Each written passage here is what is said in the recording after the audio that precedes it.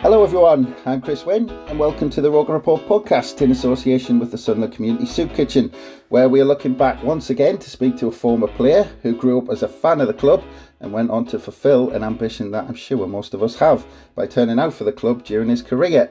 And maybe in typical Sunderland fashion, he was only at the club for 2 years, but went through a relegation, a promotion, 4 managers and 2 different owners. We are very pleased to be speaking to Tommy Miller. Hello Tommy. Good morning, how are you doing? All right? Yeah, I'm not bad, thanks. Thanks for joining us. You're now manager of Spennymoor and the National League North, of course, which we're going to come back to in more detail later on. But I imagine you're itching to get going with it again. I am, definitely. I mean, obviously the last 2 seasons have been cut short. The last season, very short. You know, we only played 13 league games. Our last game was December the 28th, which was against Gateshead away. It's been a nightmare, you know, obviously with COVID and no fans being allowed into the games. It hasn't been great, but obviously people's health and safety is the main thing. And just hopefully we can get fans back into the stadium when the new season begins and get back to some sort of normality. Yeah, well that's it. You know, safety, like you said, was paramount. But it was just odd how the National League kept going and the North and South had to stop. It was, and like you say, all the teams in the National League are full-time, and us at Spennymoor were only part-time. I think there's about 6 clubs in our league who are full-time, and the rest of us part-time. And lads have jobs, so they go to their jobs during the day, then they come with us. And at our level, we weren't getting tested, which was a bit bizarre. So obviously lads were mixing with other people at work, then coming to us on a Tuesday night and a Thursday night, and then obviously we were playing games on a Saturday. And it was spreading like wildfire, if I'm honest. And it was the right decision, definitely, to stop the season. And I know people who were up at the top were saying, well, we want to continue, we want to carry on and all that sort of stuff. We had games in hand. If we'd have won the games in hand, I know hindsight's a wonderful thing, but if we'd won the games in hand, we could have been top of the league. But people's health was paramount and the right decision was made. And we just look forward to the new season where hopefully things can get back to normal. Yeah, well, that's it. But we'll come back to all of that before we finish up. But I want to go back to your association with Sunderland. You kind of grew up following the lads. When did you start going to Roker then? Started going to Roker Park when I was about probably 7-year-old, 8-year-old. From then, my dad was heavily involved with football. He used to scout for a lot of teams back in the day when he came out of the police force, and then he got involved with football. So I used to get a ticket with my dad. And then as I got on, sort of maybe 12, 13, I used to go with my friends and ended up going in the Roker end and, you know, on the forward end. I used to go in different parts of the ground, and I mean, good experiences. It was great sort of growing up and supporting your local team, really. And we all had our favourites back in the day, and Marco Gabardini was certainly one of mine. Yeah, it's funny, you know, you were going through that, and I'm just kind of lost, kind of nodding, thinking, exactly the same with me. Went about 7, and you know, went with people until I was old enough. Then went with mates, and like you said, you know, with different stands. You know, Roker Park, it had that. You know, it was falling to bits by the end, but it had that bit of magic. Yeah. You know, every stand was different, and you know, one day you went, we'll go in here this week, lads, and it just had a bit something different to it, didn't it? It did. I mean, when I went with my dad, we would normally be in the director's box where you had to be a little bit more quiet and a little bit more reserved, and you had to be dressed up a little bit more, shoes on, smarter to get in there. So I much preferred sort of mixing it with the fans and being able to sing songs and obviously cheering the lads on from behind the goal, really. Yeah, that's it. And we could definitely do with a Marco right now. But you were obviously kind of, you know, starting to play, and you had kind of plenty of trials with clubs when you were young. I mean, did Sunderland ever show any interest? Were you ever kind of, you know, did somebody ever kind of watching you thought, well, there might be a chance? I think there was rumours that they were watching us. You know, I was at Hartlepool after I got released from Ipswich as a schoolboy. I did 2 years down there where I used to get the train down every other weekend to Ipswich, which is obviously a long way. Used to stay with the family on the Saturday night and then play in a game on the Sunday for the under-15s or the under-16s, and then get the train home on the Sunday night ready for school the next day. After 2 years, I got released from Ipswich, one of the reasons being too small. I ended up going to Hartlepool, which was an unbelievable sort of learning curve for me, starting off at the bottom and and trying to work my way back up. And luckily and fortunately, I did that. Had 2 great years in the YTS scheme, and then went on to be a professional and started doing well, started scoring a few goals. There was a rumoured interest from Sunlun, but there was never nothing concrete. And then I obviously ended up back at Ipswich. Just going back to that Ipswich one, that originally, because I mean, it was all a kind of bit strange for a lot of years. Ipswich were really good, and they had a scout who worked with Bobby Robson, Charlie Woods, the guy who was it Charlie Woods? Okay. Yeah, absolutely. Charlie Woods, a very big friend of Bobby Robson's, and he lives in Newcastle. He's back at Newcastle now, but yeah, a very good friend of Bobby Robson's, his sidekick, and he was a big chief scout. Yeah, Charlie. Yeah, for a long time, Ipswich used to take tons of players from the northeast. I mean, going back to Bobby Robson, taking the likes of Eric Gates down there, and it's a fair old trek. But was it a good setup at the time? Great setup. I mean, it's such a great club as well, such a family club. I mean, there were scouts all the time at our local Sunday team, which was Shotton Boys, where I grew up. My dad was the manager of that team, and there were scouts at our games most Sundays. We had some very good footballers. A couple went on to make league appearances, but didn't quite make enough. But they did manage to play in the Football League, a couple of them. And Ipswich were prominent. They were always at the games. And a fella called Larry Phillips, who was from Seaham, he was the one who sort of said, "Listen, we want you to go down Ipswich on trial." And then later on, it was Colin Suggett, who was heavily involved at Ipswich as well, who sort of had a hand in me getting me moved back to Ipswich the second time. Yeah, so like you said, you kind of came third Hartlepool after that, made your debut. I think it was Mick Tate, wasn't it, who gave you your debut? How did you find that step up to kind of League Two at the time? Because I bet you it was kind of proper men down at League Two when you made that your debut. It's proper football down at that level, and I wouldn't change anything. My upbringing was brilliant from a football point of view. It was sort of sink or swim. I got my debut because I'd been doing well for the youth team. I came on against Chester as a sub, and that was my first taste of it. We got beat 3-1 at the Diva Stadium, and then the week later I made my full debut against Doncaster Rovers away at Bellevue, the old ground. We drew 2-2. I think we were getting beat 2-0. But you got no time on the ball. You're getting kicked from pillar to post. It toughened me up, and it was a fantastic grounding. And then after the games, during the week, you were cleaning seats, and I was sweeping stands, cleaning boots. It was all part and parcel of growing up in them days. And like I say, I wouldn't change it. It was a fantastic grounding for me, and such a great club, Hartlepool. I'm delighted they've obviously getting back into the Football League. Just gone. Yeah. It's funny. I don't think I've spoke to any ex-player who says that was a bad thing. Coming through when the apprentices did all the jobs and all of that sort of stuff. That I think to a man, they all say it was a good thing, and it's maybe something that's lost in the game now. It's definitely lost. I watch a lot of these academy games, and I speak to a lot of people, and they don't do anything these days, And I think back in the day, like I said, it was part and parcel of it. You're mixing with the senior lads, but you're cleaning boots, you're doing your jobs, and then they'd give you a little tip at Christmas, and you'd sing in front of them, and it was just all part of growing up, the learning experience, and mixing you with senior professionals and getting used to what it was all about. And like I say, I wouldn't change it. It was a fantastic grounding for me, and it's just a shame that the way the young lads now are sort of, I wouldn't say mollycoddled, but they're missing out on stuff like that because it should still be around, I believe. Yeah, I don't think you're the only one. So you continue at Hartlepool. Chris Turner had taken over by the summer of 2001, and by this time you were kind of a wanted man, as you'd ended up as top scorer, I think 2 seasons in a row. I mean, just looking at that last season at Hartlepool, 2000-2001, you scored 20 goals in kind of League Two, and we'll see that goals from midfield is a running theme as we kind of go through your career. But if you had to kind of describe yourself as a player, would you say that kind of your biggest asset was kind of getting forward from midfield and getting those goals? Absolutely. I mean, when I got into the first team initially through Mick Tate, I think he was unsure what I was, and I was unsure what I was, because sometimes I would play just in front of the defenders, try to set the play up and get on the ball, whereas other times he'd let me get forward.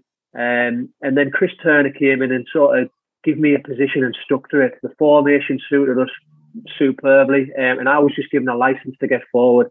He'd obviously seen in training that I could finish, I could score goals, and he wanted that to happen on a weekend and happen on a Saturday. And he gave me a license, like I say, to get forward, give me freedom, and get in the box. And I managed to score goals. And obviously, I owe Chris a lot because he gave me that opportunity. And obviously, players around me, it doesn't work if you haven't got the right players around you. And I had lads behind me who would do my defensive work as such, like some Mark Tinkler, Paul Stevenson, good experienced professionals and good players to play with. And I owe them a lot as well because it gave me the freedom and give me it was my time to flourish, and I did. Yeah, and like I said, you're a wanted man in the summer of 2001, and you ended up signing for George Burley and Ipswich Town for 750,000, which looking back, I mean, for a 22-year-old playing in Division 3 as it was, or League 2 in today's money, I mean, that's a big fee, and Ipswich had just finished 5th in the Premier League, so that must have been a huge move at the time. It was massive. I think there was 3 or 4 clubs who'd come in, and I went to speak to a few, and I was close to sort of signing for Coventry under Gordon Strachan. They were doing pretty well at the time, but once I went back to Ipswich and spoke to George Burley, you mentioned there, they'd just finished 5th in the Premier League, they qualified for Europe. Now, I knew I was going there and I'd have to bide my time, and I knew I wouldn't get much game time. I was going from Division 3 to the Premier League, and it was a massive, massive jump. But I knew the club from my brief time there as a schoolboy. I knew how well people got looked after. I knew the area as such, and I just thought this was an opportunity I couldn't turn down. And I'd gone from sort of watching these players on Match of the Day to training with them and to playing with them, and it was pretty surreal. But it was definitely the right step for me, and like you say, it was definitely the right decision. It's a fantastic club. Yeah, and I'd imagine that helped that you weren't going into the unknown, like you said. And I mean, again, great players in that squad: Herman Wrightson, Jim Magilton, Matt Holland, Chris Macon, obviously from a Sunlun point of view, Marcus Stewart as well, Titus Bramble, the mythical Fanini George, and a young Darren Bent and a very young Darren Ambrose as well. And so as you said, that conversation with George Burley, did he said, look, you're kind of 22. Bit of time to bed in, and then I'll want to say you're pushing for the first team. Is that kind of how that conversation went? Definitely, and in pre-season we went. I can't remember where we went now. I don't know if we went to Austria or somewhere or Finland. And I remember it was one of my first games, and I was on the pitch and I was just bombing forward every time, doing what I only know really. And I remember George sort of pulling me at the end of the game, and he was saying, "Listen, I'm delighted with how you're playing." I think I scored as well in the actual game. And he just went, "Listen, I'm delighted with how you did, but we need to pull the reins on you a little bit. You're getting forward at every opportunity you possibly can. Sometimes you need to just sort of hold your runs and let others go and make sure you get the right timings right and don't go all the time." And so I did have to adapt slightly, and I did have to bide my time. Games were few and far. I made me full debut, coming off the bench, in Russia as a substitute in the UEFA Cup, which again was the crazy experience, surreal. We managed to win the game against Torpedo Moscow, and then, like I say, chances after that were few and far between. Got in towards the back end of the season when the team were sort of fighting relegation. And in hindsight, Ipswich getting relegated probably, I wouldn't say it was the best thing that could have happened to me, but it obviously worked in my favour because I knew that bigger stars, bigger names would move on because Ipswich would have to cut the cloth accordingly. And then I knew that the championship was going to be my time to shine and my opportunity of really nailing down a first team place and making a mark. Yeah, you mentioned that you kind of came in that UEFA Cup campaign. I mean, I think you made your debut against Helsingborgs, I think, early that season. I think it was the November. Because it's always kind of talked about with Ipswich, because they tried to kick on that year after finishing 5th and qualifying for the UEFA Cup. And it's always blamed purely on them qualifying for the UEFA Cup that they went down the next season. I mean, is it kind of a bit overblown, or did it have a huge impact that year? I think a little bit of it was. I mean, I don't think you can solely blame it on that. Maybe the squad wasn't big enough in terms of numbers. Second season syndrome, as they say, on such a high, finishing 5th in the Premier League, and the next season sort of teams have worked you out a little bit. They know what you're all about. They know how you play. Whereas first season you're in the Premier League, you're a bit unknown, and you're coming in with a bit of momentum from the promotion winning season the year before. So I wouldn't necessarily put it down to the UEFA Cup, because it was a fantastic experience in the UEFA Cup. At the end of the day, you are where you are in the league because you haven't been good enough over the course of the season. It's as simple as that. And unfortunately, Ipswich got relegated and players moved on, and then it was a bit of a rebuild job, and administration as well later. So it was strange times, but from a personal point of view, it gave me an opportunity to really set me mark and get a mark in the team and nail a place in the Championship. Yeah, like you said, I think you played 13 games in the Premier League, most of them as sub, and then that next season in the Championship, finished seventh, just missed out in the playoffs. But you played 37 games and scored 10 goals from midfield, which was your first full season at that level. But that season, bit of turmoil. George Burley was sacked in the October, replaced by Joe Royle. I mean, for you, that was your first full season at kind of that level. Was it a strange time, especially for the club, because George Burley had been there for, I think he'd been there for about 8 years or something, and then then it was all changed to Joe Royle. So was that a strange time for you, even though it was a successful season in terms of you playing so many games? Yeah, it was a strange time because obviously I owe George Burley a lot, because he was the one who gambled and spent the money on me. And not many clubs to this day will go and get someone from the lower leagues and spend that money on them. And the jump, like I say, is a big jump. So George, I owe a lot. A great manager. And sometimes when you've been in a club for so long, the time is probably right to change. And it was a big shock at the club as a whole, because George was part of the furniture. And obviously he played there as well, and he's a hero. He got them out of the league, he got them into the Premier League, he got them fifth, and I think he got Manager of the Year as well. Yeah. Premier League Manager of the Year. So 12 months later, 18 months later, he's out of a job and he's getting the sack, but that's football and it shouldn't surprise you. And as much as we were disappointed he went, you've got to move on quickly in football, and Joe Royle comes in, and again, I owe Joe a lot, because Joe probably given me the license again, what Chris Turner gave me at Hartlepool. He played a system where you get forward, and I was lucky that I had players behind me who could do the defensive side of things, and it was the best time in my career playing under Joe Royle, certainly. Oh, yeah, because I mean, Joe Royle after Ipswich, I think he briefly managed Oldham a few years later, but that was his last job really in football, and he was kind of one of that generation who played in the 60s and 70s, maybe quite a few of them coming to the end of their kind of management careers around that time. I mean, on paper, you're looking from the outside, appears probably that he was a bit old school, but would that be fair on Joe Royle? Joe Royle was, he had Willie Donaghy alongside him, who was his assistant, and them two were just the perfect match, chalk and cheese. Joe, very laid back, very sort of friendly fella, but could obviously go if needed be. Could absolutely go mental if things weren't working out in the game or in training. But Willie was very hands-on with the training, coaching, very methodical, very serious. And like I say, the pair of them worked ever so well together. And training was enjoyable, and obviously the games were enjoyable, because from my point of view, we were an all-out attacking team. We had goals in us. If we'd score 6, yes, the opposition sometimes might get 4 or 5, and there'd be close games, and obviously fans would be looking at it thinking, oh God, but we were known as the entertainers. We did go out and we'd put a show on, and we'd be all-out attack, and we got close, with the playoffs 2 years on the bounce, and it's just a shame we couldn't get over the line, because I'm not saying we deserved to, because obviously you finish where you finish, but it was a bit of a disaster in how it all ended, and that we missed out and got beat off West Ham 2 years on the bounce in the playoffs.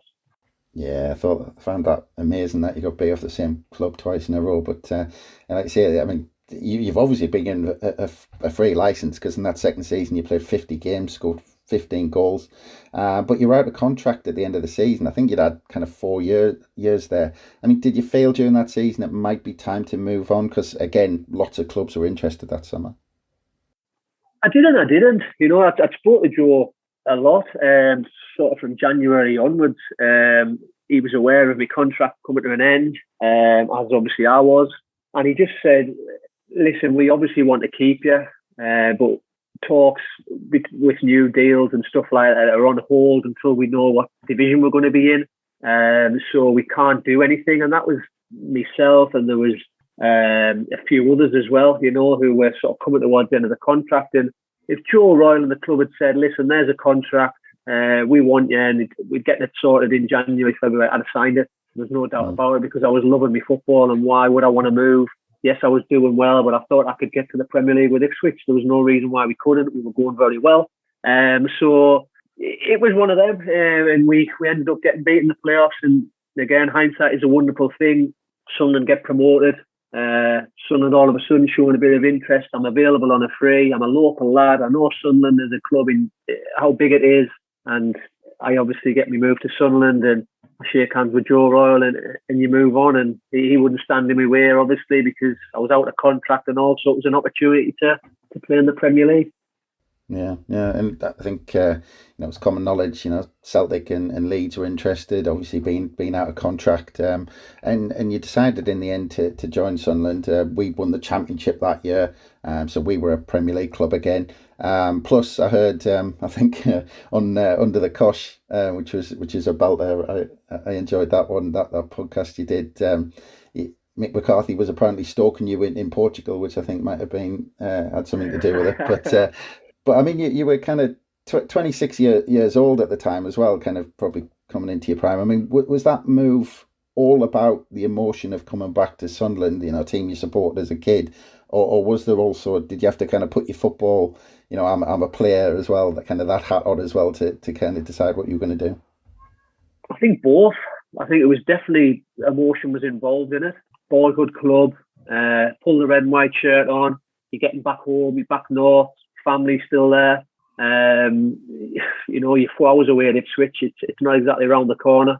And I'd been there for 4 years at Ipswich, and it was probably time to come home as such. And it was an opportunity I certainly couldn't turn down. You mentioned Celtic, you mentioned Leeds, and I'll be honest with you, Leeds chucked an unbelievable contract at me. It was longer. There was more money involved. I would have been better financially, but Sunderland was the dream, really. Sunderland, they were in the Premier League. Like I say, they'd just been promoted to the Premier League, and it was an opportunity I couldn't have turned down. And I'd went on holiday to Portugal, and there was all rumours flying around. And then I get a phone call off Mick, who was in Portugal as well, and he came across to meet me, and the deal was more or less done in Portugal. It was. He didn't have to sell the club to me. I knew what it was all about, and I knew how big it was, and I knew the fan base and all sorts, and it was just a case of getting everything done in terms of contract, and it was done pretty much very quickly, and I couldn't wait to sign. Yeah, I'm still in two minds whether that was a coincidence or not. With Mick McCarthy. Well, Mick's got a holiday home out there, or he did have it. Well, he's still got it, so he's always in Portugal. Yeah, so I mean that discussion that you had with them, because obviously they've kind of just been promoted, but was that discussion around, look, we're making a big step up, and it was a kind of acceptance on both sides that it was going to be a tough season, because any team that gets promoted, there's always going to be that huge gap to kind of try and leap over, when you get promoted to the Premier League. It's a big step. It is a big step, and if you're not given money to spend on players, it's going to be a struggle. You definitely need money to spend in the Premier League, and as it happens, it was a struggle. The players that we brought in probably weren't good enough, and I include myself in that. As a squad, we weren't good enough. Yes, we had a few moments, but very few and far between. And as I said earlier, when I was at Ipswich, the table doesn't lie, and you are where you are. And it was a tough season. A very tough season, and it wasn't for lack of effort, certainly, or desire or anything like that. It was just a lack of quality overall, and it was disappointing. It ended disappointingly that season. Yeah, well, I mean, when you walked in kind of that dressing room, because we had a really young squad. That Mick McCarthy had done absolute wonders with to get us up, probably against the odds if you look at, quite, where he'd bought half of those players from, within the lower leagues and all of that. And he brought them in and kind of built that squad together, and they were all really young and didn't have too much experience. But I mean, was everyone still upbeat on the back of that promotion season, or was there a bit of could you feel everyone was a bit apprehensive about, okay, we're making this step up now? I think obviously they were on a high, and as the pre-season goes on, you're sort of waiting for some big names to come into the building, or bigger names. So you're maybe waiting for Mick to spend a bit of money and to get a bit of backing, and it just didn't happen. Yes, players came in, but were they Mick's really top priorities or top targets? I think he probably might have wanted better, or he wanted bigger names. I'm not sure. And he didn't get backed like he should have been backed. And I look at Sunlun managers over the last, 5, 6, 7, 8 years even. I mean, and they've been given money to spend. You have to look at the Roy Keane era, and they've been given money to spend. It would have been great if Mick was given half as much as some of them, to spend, because I'm sure he'd have kept Sunderland up in the Premier League. And it's just a shame, because Mick's a really good guy, honest, tells you how it is. And I was delighted to sign for him, delighted to play for Sunderland. But touching back, it's funny because I've gone from a team at Ipswich where we're all out attack to a team that's gone into the Premier League. Now, I'm not expecting Sunderland to go in the Premier League and be open and attack in numbers, because it's a different ball game in the Premier League. But I knew straight away in pre-season that my game was going to have to change, because I wasn't given the license to get forward. We were playing a different system. We were playing 4-4-2 or 4-4-1-1, whereas at Ipswich we played like a 4-3-3 or a 4-4 sort of 2, but I was just given freedom. Get forward. We played like a 4-2-4 at Ipswich more or less all the time. Get forward as much as you can. So I knew I would have to adapt my game, and Dean Whitehead was alongside me in midfield, and then we brought Christopher Sear in as well. And Dino liked to get forward. He was a real box-to-box, and I knew that both of us couldn't get forward. Carl Robinson was in and around it as well, and then he obviously moved on.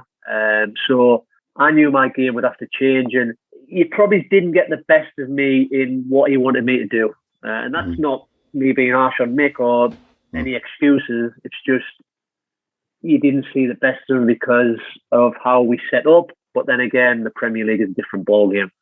All I'm saying is if Ipswich had getting promoted, there's no doubt about it, Joe Royle wouldn't have changed his way or his style. Yes, listen, we might have got beat and we might have ended up getting relegated with Ipswich, but I think my game or whatever certainly would have been better, because I was probably suited to Joe Royle's style of football, if that makes sense. Yeah, it's funny actually, because you were talking there, and I mean, we kind of saw it in flashes, because I'm kind of thinking 25th of September away to Middlesbrough live on Sky. It was our first win of the season, 7th attempt. But for 2 minutes in, you got the first goal, and it's a kind of, I think Kelvin Davis I think it was a goal kick or free kick or something. Kelvin Davis pumped the ball up forward. But if you look at when the ball lands, and I can't remember who's playing up front, but there's basically 3 players up front. Is it Andy Gray, and I can't remember who his partner was, but there was 3 up front, and you were basically you were kind of beyond the 2 strikers, because they ended up a kind of ping pong between a couple of players and ended up kind of dropping to your feet, and instinctively you hit it and it went in off the post. But it seemed like, like you said, it in flashes, you would go, right, okay, I'm going to make that move that probably felt natural to you at the time, and that was your game. Yeah, it was, and that was my game, and obviously that was a good moment for me. Obviously scoring your first goal in the Premier League and for your boyhood club, and to beat Middlesbrough, who I know are not the big derby, but it's still a bit of a derby, the Tyne-Wear derby. So I was delighted, and then obviously Arthur curled a free kick in, and we won the game 2-0, and you just think, right, this is the chance now. Can we kick on and can we push on? But again, we didn't, and the season was a struggle and frustrating and very disappointing. Yeah, the word you used there, frustrating, and I think that sums it up for me more than anything else, because I mean, most games were by the odd goal. In a lot of the games, we were actually in the game, but something happened, or there was a mistake, or sort of bit of brilliance from the opposition, and we just couldn't seem to get a result. But it wasn't like we were getting battered week after week. No, I mean, we like I said earlier, it wasn't for lack of desire or effort. It was just maybe that little bit of quality what we lacked. And you said there mistakes. We had mistakes, which didn't help. And you do a mistake in the Premier League, and you're going to get punished, because you're playing against better players, better quality, and you might get away with it in the Championship, but in the Premier League you certainly don't. And we paid for it 100%. There's no doubt about that.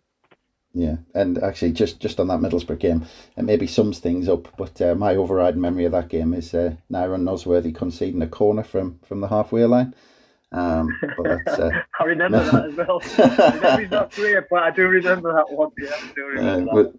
With his left foot, but maybe a sign of the times. About a month later, I mean, this again, I mean, it just kind of sums up the season a little bit, because a month later we went to St James's Park to face Grib Souness's Newcastle side.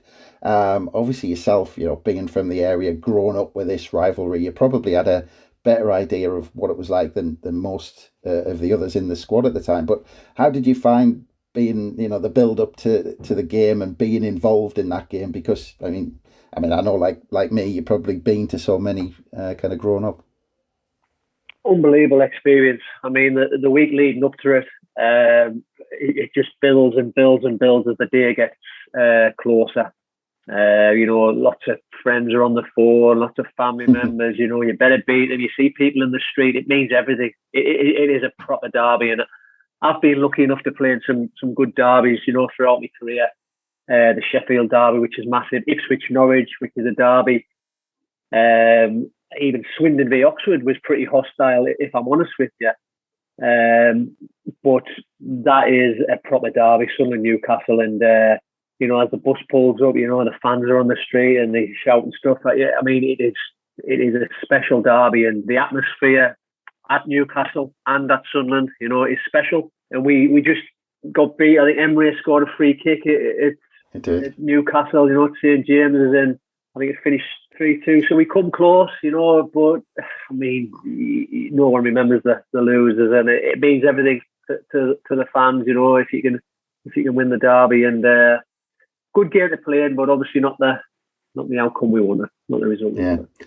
But again, I mean, I thought, my memories, probably might, faded a bit, but I remember us being brilliant this day. I mean, we really kind of took it to them, and Stephen Elliott scored a fantastic goal to make it 2s each. I think you had to be scored as well, didn't he? I think he did scored as well, didn't he? Yeah, he scored a great goal as well, I think. And I think you had to be a good lad, because you got booked after about 20 minutes. I think. So you got to be careful after that. Maybe he's getting a bit too excited. But it was a good game to play, and like you say, we come close. We played some decent stuff, and it was a really entertaining derby. But a bit of magic from Emre, the Turkish midfielder. He curls one in, top corner, free kick, and like you say, 3-2, and we lost out on it again on a narrow defeat. Yeah. Again, saw that so many times this season, but it goes on like that, and went to March and we're rock bottom, and we'd won twice up to about March, and then Mick McCarthy got sacked. And it's one of these quirks in football that Mick McCarthy did such a good job to turn the club around after our relegation before that. It took a couple of seasons, completely rebuilt the squad with young players from the lower leagues, and it's one of those that if he doesn't get Sunderland promoted, he might keep his job for 4, 5, 6 years, but he gets promoted, doesn't get the backing, and then gets sacked. So he's kind of a victim of his own success, and it's such a strange quirk that can happen in football. It happens so often. It does. You never know what's around the corner in football. I mean, in life as well, but in football certainly. You're on a high 1 minute, you're winning games, and then the next you're getting beaten. It's just a massive lull and low, and what Mick did for the club.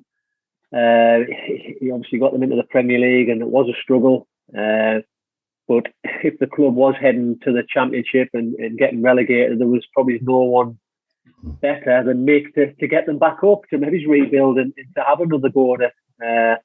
But he got the sack, and we moved on, and Borley came in and sort of did the remainder of the season. And like you say, the writing was on the wall because of the poor results we'd had all season, and it was only a matter of time really before relegation was confirmed. Yeah, yeah. Like you said, Kevin Ball did take over, and obviously a bit of a legend at the club. But you surprised he's never been given a crack at the job? I am, because he is a legend of the club. You know, he's a fantastic man as well, and he always looks out for you. You know, he'll always back you, he'll always support you. He's the heartbeat of Sunlun Football Club. And just touching on Kevin Ball, actually, I'd like to pay my respects to Louise Wanless, who was the media girl there. She helped me a lot when I first signed, as she's helped many players who's been new to the club, and she will be an absolutely massive miss to the football club, because she was the heartbeat of it. She would do anything for you, like I said, and such a tragic way to go, you know. And I know she's been poorly, and like I said, I'd just like to send my respects to her and her family, really. But touching back on Ball, I'm a bit surprised that he hasn't been given an opportunity now. Whether he's wanted it, I don't know. You know, you'd obviously have to ask him that. But he is a legend of the football club. Yeah, and I'll second that on Louise as well. I mean, some of the tributes are absolutely fantastic that came through from all areas, you know, clubs and journalists, and absolutely fantastic. Yeah. But yeah, I mean, again, you know, that towards the end of that season, I mean, just, you know, we talked about the signings, but I mean, kind of, you know, like yourself, I mean, we signed quite a few players, you know, Calvin Davis in goal, and, you know, go through some of the others, Andy Gray, etc. But none of them really kicked on. But actually, just a side point on that, in terms of kicking on, I mean, you were actually joint top scorer that season in the Premier League with 3 goals.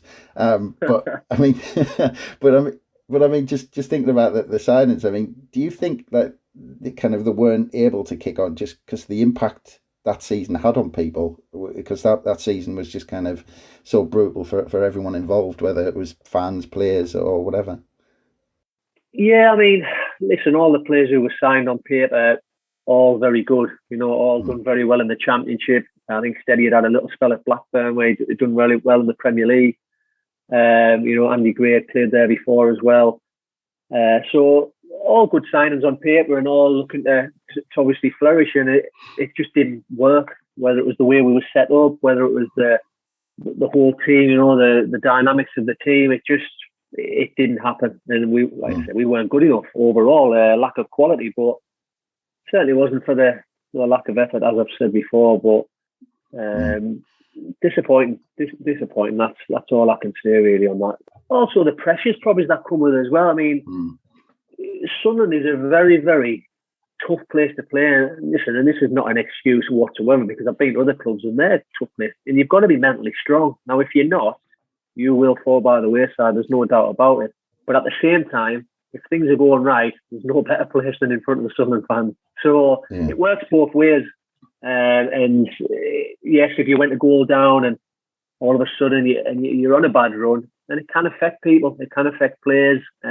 Mentally, some players are not as strong as others, and maybe that didn't help the game. You know, confidence was low and all sorts of stuff. But listen, there's no excuses. There's no excuses whatsoever. But that is a point which I think is quite valid. Yeah, I mean, specifically for you, just on that point. I mean, because obviously being a fan of the club, I mean, does it have a different feeling than when you're playing for a club that you've got no history with, and you can kind of purely focus on the football? Because, you know, it must be strange that you've almost got the weight of friends and family who are following the club home and away, and it's got to have a different feeling about it than when you're playing for a club that you've got absolutely no history with. That's an excellent point, and it's 100% right in my eyes, because you have lads who come in and maybe they don't get the feel of the club. You know, they don't feel the love of the club, and they maybe living away as well. They sort of travelling a couple of hours, and as soon as they leave the training ground, they're out of here, they're away from it. Whereas you had the likes of myself, and listen, there's been other local players who's played for a club, Grant Ledbetter. There's plenty. There's too many to mention. You're in and around it, you know, and you probably do feel the pressure more because you're hearing it more from fans, friends, family. They're on you. What's happening here? Why are you doing this? What's going on? And again, you've got to be mentally strong, and you've got to overcome that. And I like to think I am mentally strong, and you try not to let it affect you. But in the back of your mind, you're still hearing it and you're still aware of it. So yeah, it's a very valid point that what you've brought up. I think lads who are local and lads who are more connected to the club do feel it more. Yeah. Goes into the summer of 2006. Then we have takeover with Niall Quinn's consortium. Although his search for a manager wasn't going that well, obviously. But there must have been massive uncertainty, for yourself, for everybody. Just being relegated, new owners, you don't know what they're going to do. There's no manager. Niall Quinn's trying to take it on, but he's giving out all the lines in public saying, "Well, I'm not going to do it forever. I'm getting someone who's world class. He's this, he's that." It must have been a strange time, really kind of uncertain time for all the squad at that time. It was. The club was in a mess, if I'm totally honest with you. Pre-season was a bit of a shambles as such, We were hearing all sorts of rumours about what was going on, who was going to be the manager. We didn't have a manager. People were helping out. Niall Quinn was the chairman, stroke manager. We went down to Bath University. We went there for pre-season. We played a couple of games. We did some training, but it was a bit of a sort of mismatch. No one knew what was going on, and ideally, when you get relegated, you need a decision made straight away. You need a manager in place for pre-season, and you need to get his ideas across. He needs to bring his players in, and nothing was happening. No one knew who was going to be the manager. Was Niall going to do it? Was he not? Yes, he was helping out. Did he want it? Did he not? And like I said, it was a bit of a shambles, a bit of a mess. And then we go into the season, and we didn't start the season very well at all. The first 3 games. We played Plymouth at home. I think I get injured early doors. I had to come off with my ankle ligament. And then I'm out for 6 weeks after that. Shortly after that Plymouth game, I think Roy Keane was appointed and announced, which was an unbelievable, statement from the club, backed by the owners who were going to spend money. So everything was appearing to be great. This Sunland's going to be back up again. This is massive, excellent, going in the right direction. And from a personal point of view, watching it all unfold from the treatment room, and in his first week, I think he brought 4 in, and I think 3 of them were midfielders: Dwight York, Liam Miller, Graham Kavanagh. And as much as I'm excited and thinking, yes, brilliant, I'm thinking, hang on a minute, is the whole sort of ethos of the club was changing, and he was meaning business, and he had money to spend, and he was going to bring players in. And I was thinking, is this a sort of sign that it might be hard for me to get in the team when I'm fit, when I'm back fit? Yeah. Was it just kind of really bad timing, and the fact that you were kind of out of sight, out of mind when you were out in these first few weeks? It definitely was, because when a new manager comes in, you want to hit the ground running, you want to be trained, and you want to show him what you can do. You want to, impress him. And from the treatment room, you're not impressing anyone. And managers managers are different, but Roy he didn't have any time for anyone who was injured, because they were no good for him. They were irrelevant to what he was trying to do at that time. And it wasn't just myself, but other lads who were injured, and they were no good for him at that time. And players were coming in, and he just liked to work with the lads who were fit and able, which is perfect for him. Yeah, and then you end up going out on loan to Preston, and then come back to the Stadium Light in December, and then helped Preston to a 1-0 win through a David Nugent goal, and you had a blinder. But after the game, was there not any kind of reaction from the Sunderland lads saying, what the beat were you playing for? It was bizarre. It was absolutely bizarre. I mean, Ipswich had come in for me to go on loan as well, and it was a case of Ipswich, Preston. Preston was closer to where I was living, easier for me. My wife had just had twins who were premature, so Roy wasn't happy with that, because I think I had a week off. I said, listen, the wife's in hospital, not very well. The babies have just been born, the twins, premature, but Roy being Roy, that's irrelevant. It's football or nothing. And I had a week off, and I don't think he was happy with that. I spent some time with the family, and obviously in the hospital, obviously worried, concerned. And then after that, I was training well, doing all I could, and I just didn't get an opportunity. The team had begun to pick up. The team was doing quite well. He seemed to have getting his team sorted and looking all right. I was knocking on the door, but obviously not hard enough. And I decided to go to Preston, and I knew in the agreement that Preston were playing Sunderland at the Stadium of Light, and the week leading up to it, Paul Simpson, the Preston manager, was saying, "Have you heard from Roy?" And I said, "No, I've heard nothing. Not heard anything from the club. No, I've heard nothing." He said, "Well, there's nothing in this agreement to say you aren't allowed to play." I said, "Well, that's how it is." And I keep saying this, Roy being Roy, he's not bothered. He doesn't care. He's his own man. And come Saturday, I'm in the team for Preston against Sunland, and it was very bizarre because on one hand, I'm wanting obviously Preston to win because I'm playing for Preston.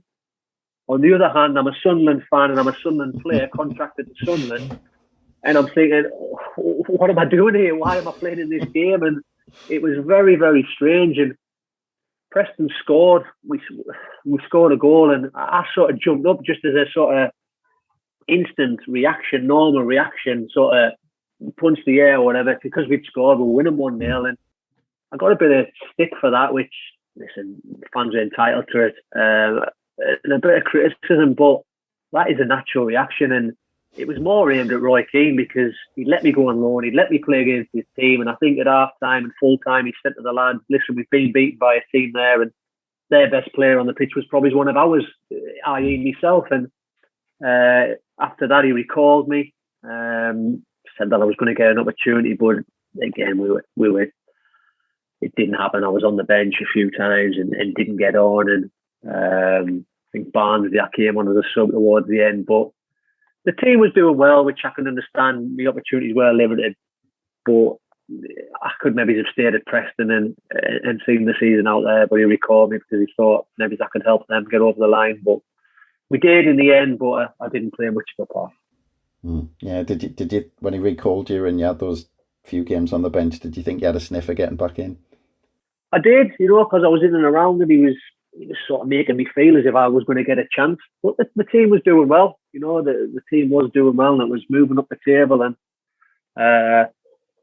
like I say, I was doing everything I could in training. But sometimes your face doesn't fit, or he gets something in his head, and that's life. There's no sort of hard feelings, and there's no fallout with Roy Keane or anything like that. It was just sometimes your face doesn't fit. He brings players in, they do well, you move on. That's football. Yeah, that's it. And you were out of contract at the end of the season, so were there just any conversations with the club about that, or had you decided earlier on that, it's time to move on? No, I mean, it doesn't take a rocket scientist to work out what was going to happen. I wasn't playing much. I was out of contract. I knew I'd be moving on. It was just a case of where I would go and what the next step would be. And I ended up going back to Ipswich. Again, I could have went to Leeds. There was an opportunity for me to go to Leeds where I wouldn't have had to move house. But because Jim Magilton was the Ipswich manager, I'd played with him. Good friend of mine. The decision was to go back to Ipswich, and off I went. Off I went for a third spell. Was that a bit weird, playing for someone who was your mate and you had a bit of a laugh with as a player, and then suddenly he's the manager? It was. It definitely was at first. It took a little bit of a while to adjust. Jim could trust me. He trusted me as a player when he played in the team alongside me, and then obviously he's brought me in and he wanted me to step up to the mark and sort of run the dressing room a little bit and be his eyes and ears for him. And he was new to it. He was learning as well. He was learning on the job. It was all new to him. It was his next step in his career, jumping from player to coach to managing. And he made mistakes because he was learning on the job, but he also got things right. And he's a fantastic guy, and very passionate. Wears his heart on his sleeve, and what you see is what you get with Jimmy. He's very passionate. He plays the game the right way. And again, another one who, obviously, who came in after Jim when Jim moved on, and was given a lot of money to spend. And if Jim had, again, I know hindsight's a wonderful thing in football, but if Jim had been given money to spend, he would have gotten Ipswich definitely promoted because they weren't far away. They were knocking on the door. They were not far away at all. Yeah, well, that's it. You had a good couple of years at Ipswich, and then, like I said, Jim Magilton was on the way out. Roy Keane came in. You made the move to Sheffield Wednesday, which was all a bit odd. I think it was a really bad time for Sheffield Wednesday. A huge kind of turnaround, and linked up with Mickey Gray at Sheffield Wednesday, but yeah, not a good time for Sheffield Wednesday. Then you moved on to Huddersfield, played with Lee Clark. And just quickly on Lee Clark, actually, because obviously at the time, real ambitious kind of manager trying to kind of make his way in football management. Quite rightly, kind of lauded at the time, 53 game unbeaten run. But I mean, we were talking earlier about Mick McCarthy and maybe getting up too soon, victim of his own success. And it's a sign of the way it turned for Lee Clark. When he got the sack there when they were fourth after a 53 game unbeaten run. And then, I think, and kind of ends up at kind of Blythe Spartans and managing there. But it just shows what football can do and how quickly it can turn like that. It does. Nothing surprises you in football, or it shouldn't, because Lee Clark was, again, with Huddersfield the year before I went, they were in the playoffs and just missed out on getting promotion. And the following season, I'd gone in and he said, listen, we need to get over the line. This is a big season. We just need to push on from the season before and try and do it. And we went 53 games unbeaten. Obviously, it rolled over from the season before I was there. But it's an unbelievable achievement. An unbelievable achievement. To go that long without losing a game is ridiculous if you think about it. So I think we're fourth, and there was all sorts of rumours where Lee wasn't happy, the chairman wasn't happy, and we couldn't believe it when he got the sack. It came totally out of the blue. Big surprise, big shock. And because he's a great guy, another one who wears his heart on his sleeve, good coach, fiery at times. But listen, a lot of managers have that in them. But treat the players well. And disappointed to see him go. But again, you kind of dwell on it because another man comes in the door soon after, and he was the man to sort of try and get us over the line, a proven track winner at getting teams out of League One and getting them promoted. And Simon Grayson came in, and I know it didn't work out well at Sunlun for him, certainly not, but he got the job done at Huddersfield. We went up through the playoffs, finals, and great way to go up. Obviously disappointing if you're on the losing side, but he got the job done and he got them over the line, which was great for him and great on a personal level and great for the club. Yeah. And then it was on to Swindon Town, and maybe a relaxing time with a certain Paulo Di Canio. And I've heard, stories of something good, it's kind of full of stories, people who kind of played under Paulo Di Canio wherever he was. And I talked, I've heard you talk about how intense it was on the fitness side of things, but also, you've said the other side. You've said how much you enjoyed playing under him and how much you were kind of learning. So, aside from the crazy stories, how good was he tactically? Because the amount of people who said, oh yeah, he did this, which was crazy, but I tell you what, he knows his stuff, and I learned a lot from him. I loved playing under him. I really did. I was there for 9 months, I think I had with him, and then obviously walked out in bizarre circumstances. But the minute I met him was the minute I knew I wanted to play for him, just because of who he is. Absolute legend, and just how he spoke and how he saw the game. And he did say to me that there'd be no days off when I went to sign, and I was like, surely you get days off. And he was like, no, this Wednesday, mentality of Wednesday off in England, no chance. We work hard. And I thought, nah, I'm not buying into that. Anyway, he was right. We days off were very few and far between, if any. Anyway, from a coaching point of view, fantastic. Yes, training was a little bit like Groundhog Day from week to week. You knew what you were doing on certain days, but he would leave nothing unturned. He was very, very good tactically. He would go through everything on the opposition in great detail. And come Saturday or come a Tuesday night, whenever you were playing, there was no excuse in how the opposition play, how they set up, what your job entailed from a personal point of view, from a team point of view. He was very, very good. And I learned so much from him in that short space of time. His man management skills, as you know, and as everyone knows, and as you've heard stories, was questionable. At Swindon, they could get away with it because there wasn't as many big egos. Lads weren't on as much money as obviously when he went to Sunderland. And I knew if he didn't change at Sunderland, he wouldn't last much. He wouldn't last long because you have bigger egos there, lads who's on bigger contracts, and lads who are probably not going to go along with them. and maybe not agree with certain methods. Where at Swindon it was working. We were top of the league or second in the league, and we were all buying into what he was telling us and what he believed, and it was, like I said, it was working. And like I said, on occasion he'd go ballistic, and there was Sunday mornings at 6 o'clock where you're in watching games from the Saturday and telling you what you did wrong. And yes, he should have and could have approached it in different ways, but that was him. He would, like I say, and he couldn't change, and he didn't change at Sunlun from a man management point of view. But it's just a shame he's not involved in football, because he has a lot to offer from a coaching point of view. Very, very good with the defenders. As much as he was an attacker, the Italian sort of back four, very strict, no gaps. Just very, very good man to work under. And like I say, I loved playing for him. But I could write a book on him in terms of everything that went on. It was crazy time. But like I said, I did love playing for him.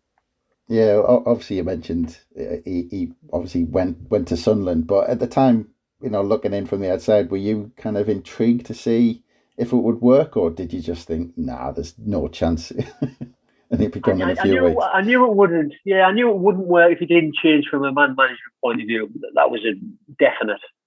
Whether he could change, I was unsure. I didn't think he would, and obviously he didn't by the sounds of it. But the moment when he ran down the line at St James's Park and he slid on his knees will live in many a memory of Sunderland fans. What a moment! He with his suit trousers on and he just slided. I mean, unbelievable, unforgettable. And like I said, he should be still involved in the game. He's very demanding, So at Swindon, when he did leave, there was talk of new owners coming in, and Paulo wanted to bring 3 new players in. He said this will guarantee us to get over the line, to get promoted, to get to the next step. The new owners didn't back him. Already the club was sort of living above its means, really. Everything Paulo had asked for previously, he got. So the budget and all sorts of stuff were probably very, very high, and the club was probably losing money. The new owners who came in weren't prepared to take that risk, take that gamble, and Paulo obviously walked out and ended up at Sunderland. And obviously the Sunderland players, I think, as you know, managed to get him out, I think, in the end, which disappointed for him, but great guy. Yeah. I mean, just quickly, you said that it's a shame he's not in football, but I mean, what's the perfect job for Di Canio? Because there seems to be something that takes him over the edge with some players, that he almost becomes, I don't know, a little bit kind of ineffective. But everything he says about the game kind of makes sense, and he obviously knows a lot about the game. So where would his skills lie in the game? Because whether it's not management, is it just as a coach working underneath somebody? I think he'd have to be a manager. I don't think he would go in as a coach. He's very hands-on as a manager, but he needs to make the decisions. He needs to be the leader. And I don't think he'd go in as someone's coach or someone's assistant manager. He would have to be the manager. Now, it would take a strong chairman to sort of appoint him. Someone who'd have to believe in him 100%, because he is all in. And I know we hear of managers working day and night and 24/7. He is 24/7. When he was at Swindon, he is full on. And so, yes, it would be a gamble for some chairman to bring him in, but I'm telling you, it would be a gamble paid off if they back him and support him, because he's got so much to offer the game. And you touched on there about when he speaks and you're listening, and it's only when you leave the club. I mean, I believed him at the time when he was telling you all this stuff, and I might looked at him on a couple of occasions and thought, really? We're doing that? Why are we doing this? And it's only when you look back that you think everything he said, he was right. And lads who's moved on to bigger and better clubs, I look at Aidan Flint, who's obviously at Cardiff now, and he moved on to he went to Sheffield. He's had spells at Sheffield Wednesday, and he's Bristol City, where he ended up after Swindon. And he'll tell you, Paulo was right and stuff he said. Matt Ritchie loved playing under him. He's obviously gone on to bigger and better things at Newcastle. Players did enjoy playing from where at the time they might not have been too sure, or they might not have been oh, Jesus Christ, I love him. I love it. When they've moved on and gone to different clubs, and when Paulo moved, they respect what he did for their careers. I'm telling you. Yeah. Have you tried taking the tomato sauce away from the Spennymoor players yet? It's funny because when we went to Italy in pre-season, and there's no tomato. Well, I don't like tomato ketchup anyway, so it certainly didn't affect me. But the fitness coach would used to walk around the table, and it's funny because you weren't allowed butter on your toast, but then on an evening there was all this rice cake or whatever, which was full of butter, and you were allowed a piece of that. So a bit bizarre. He was a bit thingy with milk as well in your tea and your coffee. What you doing, what you don't, and some strange things. But it didn't affect me, the tomato ketchup. I wasn't that bothered, and I don't really drink tea or coffee, so I was a bit lucky. Oh, you were sorted. Well, after Swindon, you had spells in Bury and back to Hartlepool. I mean, were you just kind of focused on squeezing as much out of your playing career at the time? Because you took over as caretaker briefly at Swindon after Paulo Di Canio left. So was going down the coaching route, was that always the plan? It was. I was in the middle of doing my coaching badges when I was at Swindon, actually. I'd started them the year before, and it was something I was always wanting to get into after I'd finished playing. And me and Darren Ward were asked to take the team by the chairman when Paulo walked out. We were obviously the senior professionals at the club, and we said, definitely, no problem whatsoever. We'll look after the team for the next couple of weeks or whatever it may be. But both of us still played, and both of us weren't prepared to come out the team because we still felt fit.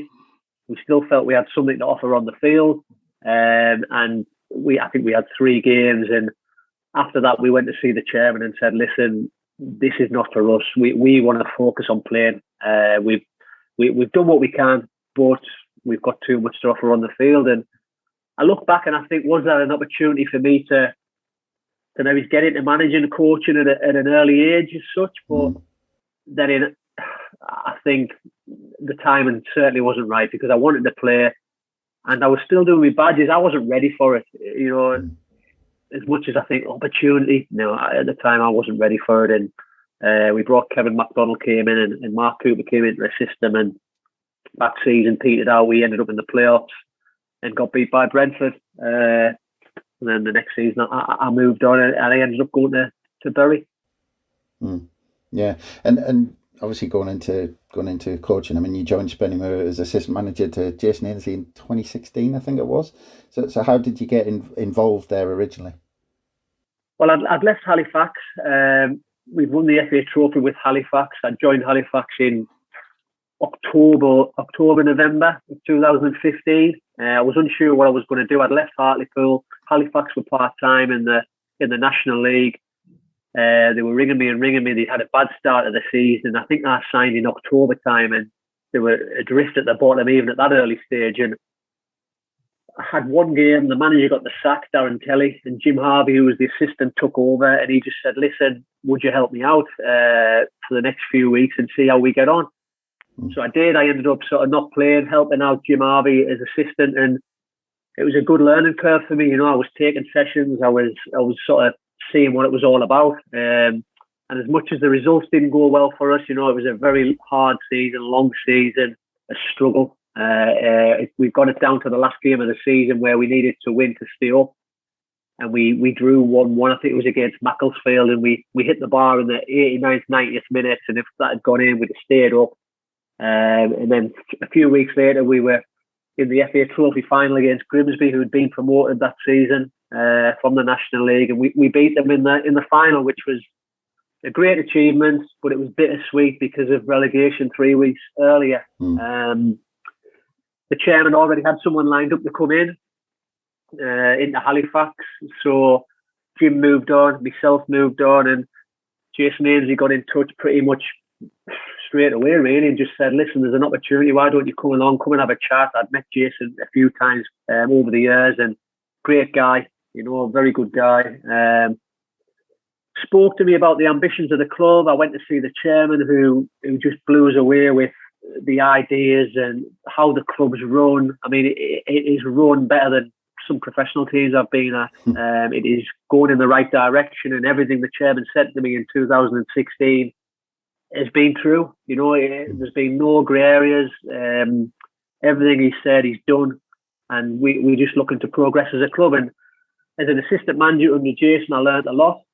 Jason didn't do any coaching. He let me do all the coaching, which was brilliant because it was something I wanted to do and loved every minute of it. And now Jason sort of stepped aside and concentrated more on his school job. He's still going to be an ambassador at the club. It's now a chance for me to be the main man as such and to be the manager, and I'm going to give it me best shot, and hopefully we can push on and have a good season.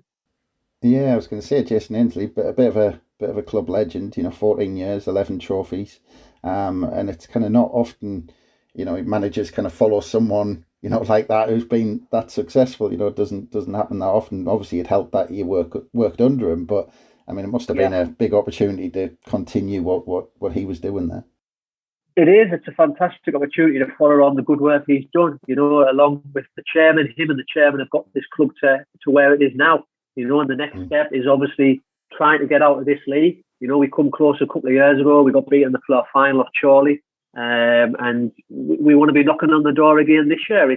It's a very tough competitive league, and we are playing against 6 full-time clubs in the league. We're only part-time, so I'm not saying that's a guarantee. If you're full-time, you're going to get promoted, but it can help, because you've got lads from Monday to Friday with you, and then on a weekend with the game. Whereas we have some lads who work during the day and then they come with us on a night. But we do the best with what we've got, and we've got some good players at this club who could easily play higher. And hopefully, like I say, this season we can push on and be in and around it and look to get out of it, give ourselves the best chance. Yeah. And I was looking at your pre-season friendlies, and you've got 9, and Sunderland is the second, I think, after Newton Aycliffe. I mean, from your point of view, kind of obviously managing things, are the first few friendlies getting a feel of things again, especially after so long out, and then it's a case of trying to, ramp things up to be kind of at your peak at the start of the season when it comes around? They are, it's an early one for us. July the 3rd. It's an early one for everyone, really. It's an early pre-season friendly. We've got one next week against Newton Aycliffe. It's all about getting minutes for lads. We'll probably give lads 45, 60 minutes. Some lads might have to play 90 minutes. But it's a friendly we're looking forward to. It's just a shame that the ground isn't open fully for away fans, because we would have gotten a lot in. So from a revenue point of view, financially, it could have been better. But we understand the rules and the implications and what it is at the minute. But we're looking forward to playing Sunderland. It'll be a good game, a good test, even though it's early. But our chairman, his company, I don't know if you know, is Great Annual Savings, which obviously sponsors Sunderland on the front of the shirt. It's a fantastic company, energy provided, does all the utilities, great business. So we're looking forward to the friendly. We're looking forward to the game, and looking forward to testing ourselves against some good opposition and some good players if Sunderland have enough players to play us. Yeah, well, that's it. Well, that's it. I've read somewhere the Great Annual Savings Derby. There should be some sort of trophy or something at the end of it. But I mean, just in terms of, it is unfortunate, like you say, 1,122 I think is allowed in the ground, which is unfortunate. But like you say, it's Sunderland's first pre-season game, and actually, maybe thinking about it, back to your playing days when you had a summer and you kind of got back to playing in the first pre-season friendly against maybe kind of a local non-league side. What are you expecting from Sunderland? Because it's been a pretty quiet so far on the transfer front as well, and like you said, it is early doors. They haven't had much time on the training pitch. So, what you're expecting from Sunderland? Do they just kind of getting back into it very slowly? Yeah, they will be. They won't be full throttle, I don't think. Yes, they'll bring a strong team. They're probably going to have to bring some of the lads from the under-23s as well, because I know a lot of players have moved on. He'll obviously be trying to get players in, new signings. Whether he'll have any in, I don't know. Ideally, we would have liked to have played them a bit later in pre-season, if I'm honest, and he probably is thinking the same. But we've missed that much football, with COVID, certainly at our level. We're desperate for a game, we're desperate to get some fans in the ground as well, albeit it'll only be the home fans. But they'll enjoy coming. They'll enjoy seeing Sunland here, and they'll be looking forward to watching them and obviously us. So it'll be a good game, good occasion, and we're excited and looking forward. Yeah, good stuff. Well, I've seen you've got Doncaster as well at some point. So, when the League One fixtures come out, if we've got them early doors, you can maybe do us a favour there. But just quickly on Spennymoor, like you said, when the league was abandoned, there was, everyone had played all different kind of amounts of games. It was all over the shop, but you were only 3 points behind the playoffs and you had games in hand. So, going into this season, kind of what's, if you've got a target, if you've got an ambition, what are you thinking ahead of this season?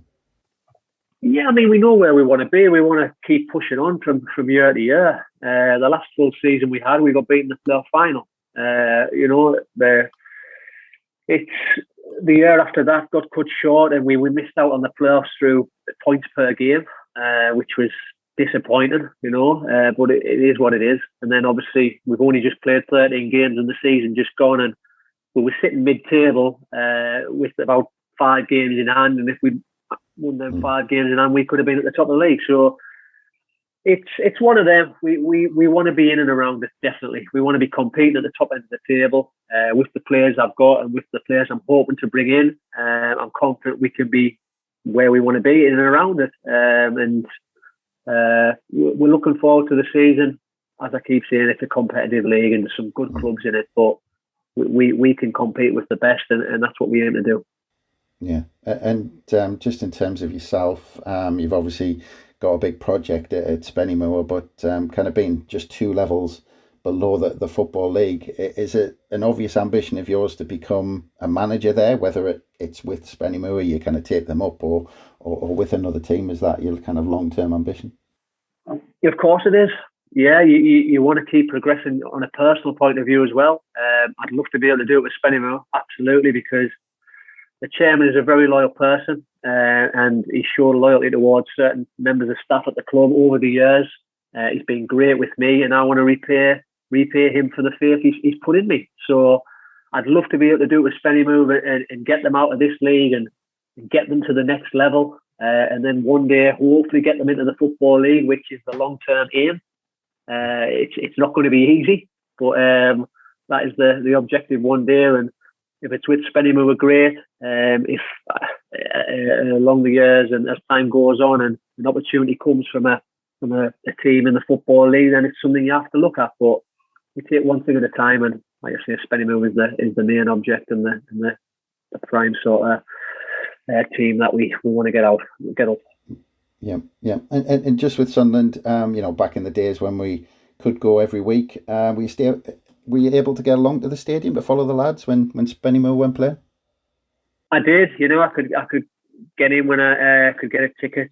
Quite fortunate. I ended up going to the playoff game, the home game, which, let's be honest, the game should have been over at half time. It should have been 4-5 at half time, and second half, they were always going to come out firing, in the second half, and they did. They had chances, and Sunderland unfortunately just missed out, which was it's a shame, because when I left the club, the team obviously got promoted into the Premier League, and then they're getting into the Championship, and for a team of that size to be in League One it's sad, really, to watch it from the sort of decline of it. And I just hope Lee Johnson is the man to get them back up into the Championship and then to kick on to get them into the next level, because a club of that size is certainly in the wrong division. But then you can say that about a few clubs who've managed to end up down there. Yeah. Well, actually, later in your career, you played at that level and you were trying to get up to the Championship with various clubs. Do you think, especially with Sunderland, like you said, the size that we are, do you think it's a case of the longer we stay at the level, the harder it is to get back up? It is. Yeah, it is. Ideally, you want to bounce back straight away and get up at the first attempt. And if that doesn't happen, then obviously you go again. But it gets harder the longer you're down there. And obviously finances and stuff like that obviously get cut. I know there's a new chairman come in, and I don't know what the situation is with financial fair play and all that, and what you can spend and what you can't. I don't know, but I'm sure he'll be supporting Lee Johnson, and I'm sure Lee Johnson will get the right players in to have a right good go at it. You know, he's got a full pre-season with them. He'll have his own ideas of who he needs to get in, and you know, there's all sorts of stories. Mr. Charlie White, he's out of contract, and I know he gets a lot of criticism, Charlie, and he was a young lad who come to Hartlepool when I was there, and he's had a fantastic season. You know, anyone who scored 31 goals, it can't be laughed at, and he's been phenomenal. So he needs replacing. You know, you're going to need someone who can score that amount of goals or near enough. So Lee will have his own ideas. Lee will have his own targets, and like I say, I wish him well and hope he can get them, have a good season and get them out of that league. Yeah, that's it. I'd almost forgotten about that Lincoln game before you brought it up again, Tommy. Cheers for that. Well, I know I didn't really want to, but yeah, well, never know. Maybe this season we could see a Sunderland Spennymoor promotion double, which would be cracking. But you never know. But on that wonderful thought, I'd just like to say thank you very much, Tommy. Really enjoyed catching up, and we really appreciate you taking the time out for us. No problem whatsoever. Thanks very much for having me on, and like I say, good luck for Sunlun for the new season, and hopefully they can do it this season. Yeah, good stuff, and hope you enjoy the friendly as well, and you have a cracking season. Thank you very much. Thank you. Good stuff. And thanks again to everyone listening. Keep an eye on the website at Roker Report for new pods and our ramp up for the new season. But from us, it's bye for now.